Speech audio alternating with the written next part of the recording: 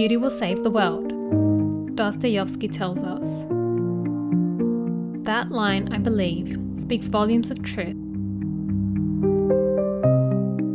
But what happened to beauty? Where has it gone? If you've ever seen the film The Grinch, you might remember the scene where one of the main protagonists, Cindy Lou, observing a moral predicament in her home of Whoville, finds herself torn between two worlds of what Christmas is and what it should be.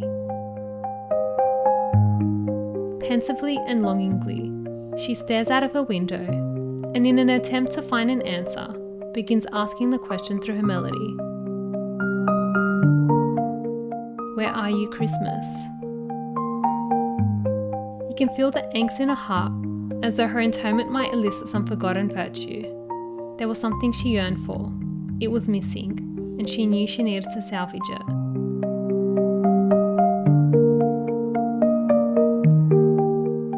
And so, I too find myself in somewhat of a similar predicament, contemplating and lolling ardently out of the window of today's culture, yearning for the beauty that once was, and asking myself, where are you, beauty?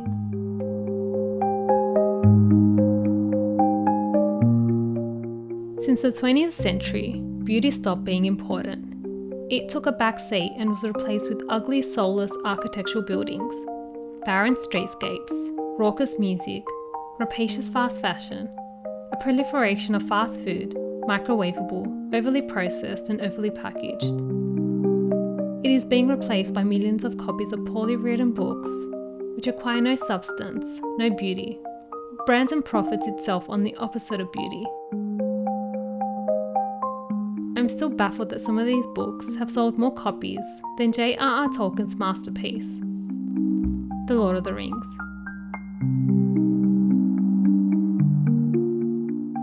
So, what on earth happened? This question has been mulling over my mind for quite some time, and the more I try and reconcile my ideas, the more my thought process leads me to believe that it may have something to do with the de-Hellenization of our culture. It appears as though we are slowly letting go of the best gift the Greeks have given us, namely, Greek culture and philosophy. This indeed had been the driving force that helped shape Western civilization over the centuries, and paved the way for some of the most beautiful periods we've ever seen in history, namely the Renaissance.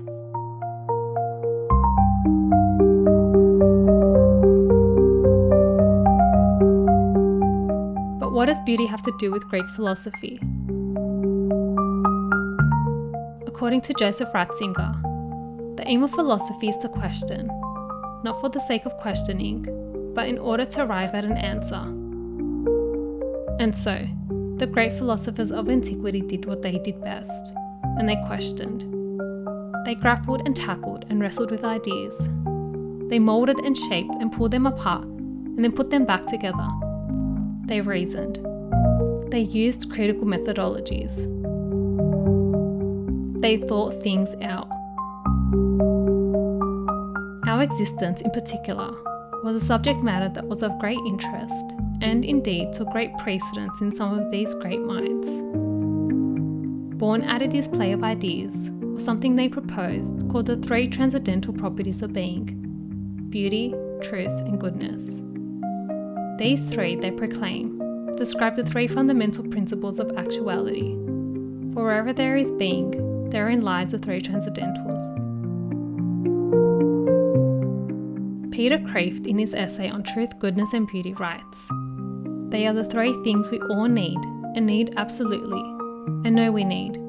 Truth relates to the mind, goodness to the will, and beauty to the heart, feelings, desires, or imagination." And I couldn't agree with you more. We place so much value on utility, but forget that we are not just physical, but are also metaphysical beings.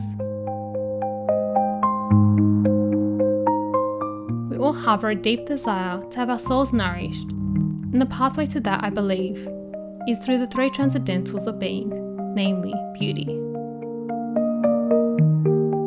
Roger Scruton, in his documentary Why Beauty Matters, comments on the importance of the three transcendentals and the devastating effects on our culture at large when we divorce or indeed stray away from the path of knowing.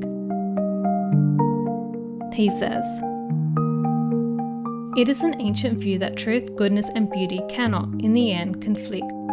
Maybe the degeneration of beauty into quiche comes precisely from the postmodern loss of truthfulness,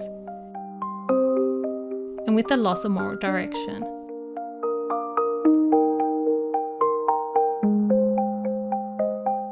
Like the other transcendentals, beauty in particular has the ability to bring joy, happiness, and a deep human fulfillment.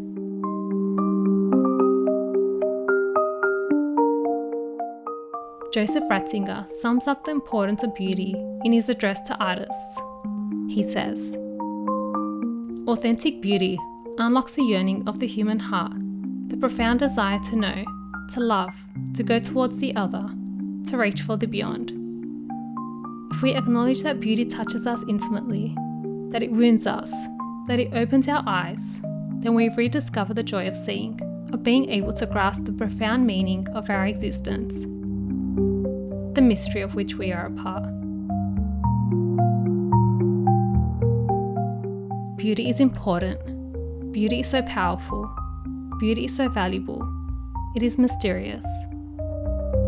It shows us the ideal. It is a vision of the potential future. It would ennoble us. Beauty, as Plato says, can educate our souls. It is a proper dwelling place for an enlightened consciousness, and we ignore it at our spiritual and economic peril.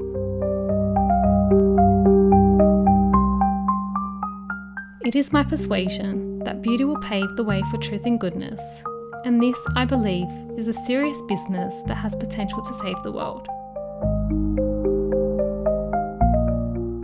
I've only scraped at the surface of the importance of this forgotten thing that we call beauty.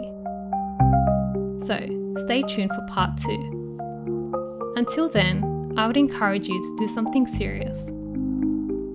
Go experience something beautiful. If you're stuck, C.S. Lewis makes a great recommendation. He suggests, "Here are beauties which pierce like swords or burn like cold iron. Here is a book which will break your heart. On the Lord of the Rings." P.S. This picture was taken during a Lord of the Rings tour I did whilst visiting Middle-earth. Beautiful, right?